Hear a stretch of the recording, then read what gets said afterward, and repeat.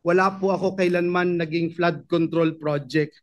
I will never, ever, Mr. President, destroy the name that was given to me. These claims are not only malicious, they are blatant lies, clearly intended to mislead the public.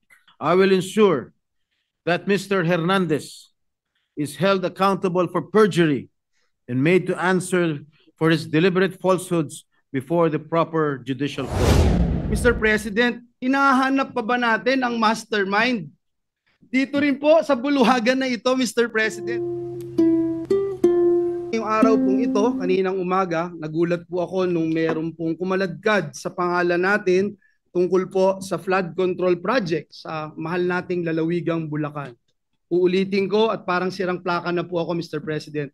Wala po ako kailanman naging flood control project. Hindi ko po sasabihin na I categorically deny this accusation. Dahil po may resibo po tayo. Meron po pwedeng i-verifika kung bakit ito nangyayari.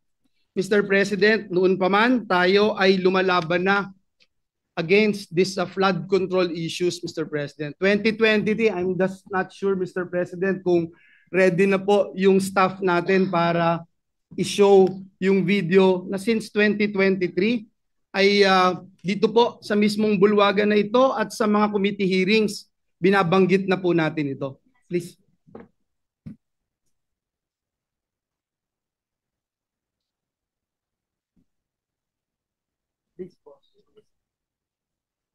Na kinausap ko nitong nakaraang Karina, ang lahat nagsasabi, mas worse. Yung dating hanggang bewang, lagpas tao na. Yung dating hindi binabaha, binabaha na. Hindi inaabot na bahay, binabaha na. So, I don't know how else to say this, Mr. Chairman. Yung 5,500 pala na programs, projects na natapos, na ipinagmalaki ng ating Pangulo noong SONA ay patsi-patsi lang. Hindi rin nakatulong, tingin ko, Mr. Chairman, hindi nakatulong kasi patsi-patsi nga po eh. Sana ang hiling ko na lang po ay kahit na hindi po masisimulan next year, makita po natin talaga yung master plan para po meron ding confidence yung mga kababayan natin that it's really moving, Secretary. Kasi kung titingnan nyo po from last year tsaka this year, baka walang magsabing nag-improve talaga eh sa amin and I'm speaking from personal experience. Kinausap ko nitong Mr. President, noong pong time na yun, Mr. President, nagpunta po tayo sa Kalumpit kasama si Mayor Lem at si Governor Daniel Fernando. Binanggit po natin sa lahat ng news outlet na palpak talaga ang programa ng pamahalaan sa flood control. 2 years later, Mr. President, ang Pangulo ng Republika ng Pilipinas pumunta rin po doon sa the same town with the same mayor and with the same governor at sinabi rin po ng ating Pangulo, palpak nga ang flood control program ng pamahalaan. Mr. President, para po tayong sirang plaka, dito sa Senado paulit-ulit, 1.4 billion pesos ang budget ng gobyerno pero nasaan po itong flood control na ito? In the same year, Mr. President, kanina sa Kamara, sinasabi in the same year, may program daw po si Joel Villanueva. Wala pong ma-verify, wala pong ebidensya, wala pong resibo. Pero patuloy po itong tinatanong. Mr. President, sabi ng matatanda, kung sino yung lumalaban, siya yung gusto nilang tamaan ng mga sindikato. And if you can't convince them, confuse them. Binanggit din po yan ni Mayor Vico Soto. Mr. President, hinahanap pa ba natin ang mastermind? Dito rin po sa buluhagan na ito, Mr. President, unang nasabi yung binabanggit kahapon ni Senate President Escudero, a name that cannot be mentioned. Walang iba kung hindi si Dracula, na ginawang tagapagbantay ng Kamara doon po sa National Blood Bank natin. Ngayon, Mr. President, nasan po si Dracula? Bumaba daw po yung dugo. Bakit? Kulang na po ba ang supply ng dugo? Kaya sa iba na humahanap ng dugo si Dracula? Sino ba ang mastermind nito, Mr. President? Hindi po ba ganito rin po yung ginawa sa atin 2 years ago nung nilabanan natin yung People's Initiative na may mga script na pinababasa At basa, scripted lahat. Kahit walang ebidensya, i-contempt mo. Kahit walang ebidensya, ipako mo sa krus. Mr. President, hindi po tayo natatakot sa mga ganitong uri ng demolition job. Handa rin po tayong madungisan ang ating pangalan, mainsulto o batikusin kung ito naman po ang magliligtas sa ating mga kababayan at tundok sa anlibaha. Mr. President, let me put this on record.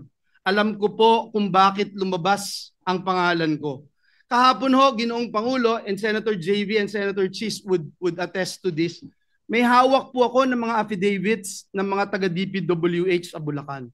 Pinakita ko po sa kanila at sabi ko, i-bring up ko po doon sa committee ni Senator Marcoleta.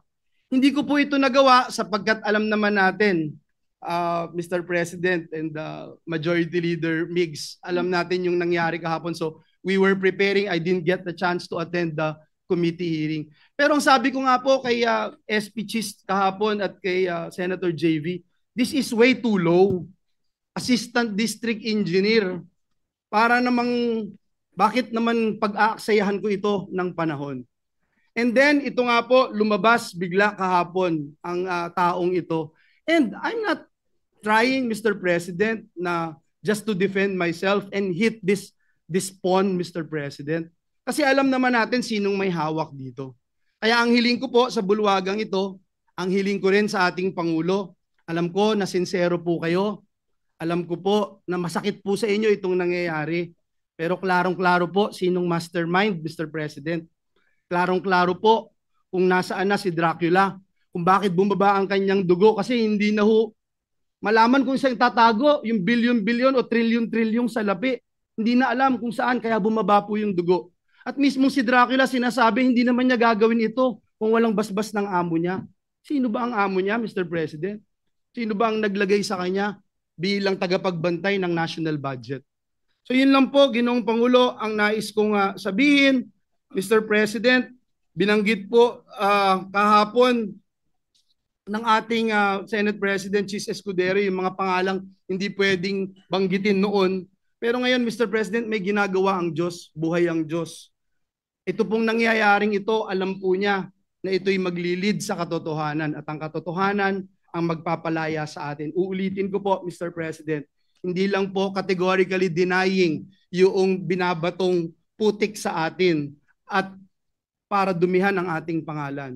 May resibo po tayo, madaling verifikahin, tayo po ay more than willing mag-undergo at sumali sa anumang investigasyon sapagkat wala po tayong tinatago. Ngunit ang hiling ko, Mr. President, atin pong alamin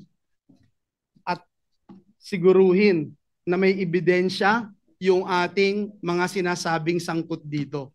At sa mga susunod na pagdinig, bibigay ko po lahat ng aking nalalaman. Wala din po akong sasantuhin gaya ng sinasabi ko noon pa. At Mr. President, I will never betray my principle. I will never, ever,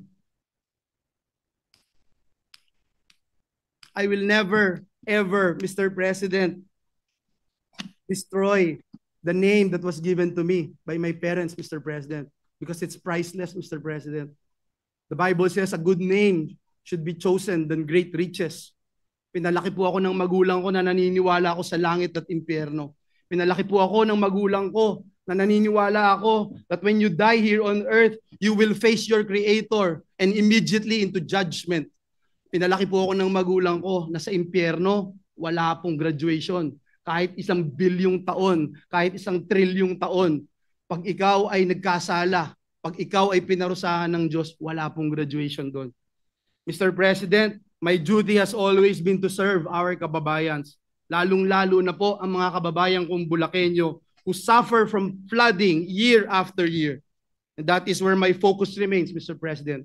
Finding real solutions, not engaging in black propaganda. Mr. President, I will not be distracted by lies. And instead, I affirm my commitment to the work that truly matters, serving our people with honesty and integrity. Maraming salamat po, Ginoong Pangulo. President, I rise to repudiate the utterly false and baseless accusations made against me by Assistant Director Engineer, Assistant District Engineer Bryce Hernandez. Una sa lahat, wala akong tinanggap na anumang halaga mula sa mga flood control projects. Gaya ng mga guni-guni nilang flood control projects, guni-guni rin ang sinasabi niyang 30% commitment ko raw. Para sa mga ordinaryo natin mga kababayan, ang mga binanggit ng mga proyekto ay nasa line items ng 2025 GAA or General Appropriations Act. Isang malaking kasinungalingan ang mga pinagsasabi niya para iugnay ang aking pangalan sa mga proyektong binanggit niya na nasa ilalim na ng 2025 GAA na sa isinagawang pandinig sa mababang kapulungan. Mr. President, these claims are not only malicious. They are blatant lies, clearly intended to mislead the public, besmirch my name again, and discredit my continued participation in the Senate hearing. I am not merely challenging Mr. Hernandez to take a lie detector test with me. I am demanding that he prove every single allegation he has made in a court of law.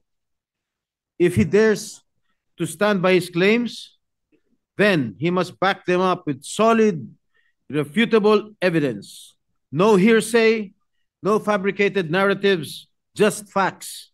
And let the truth come out once and for all.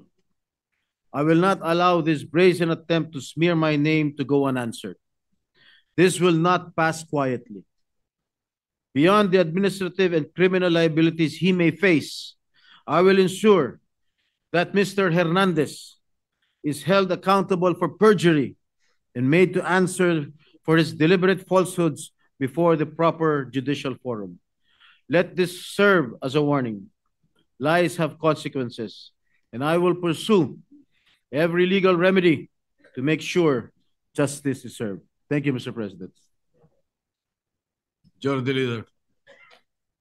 Thank you very much, Mr. President. We'd now like to recognize our distinguished colleague,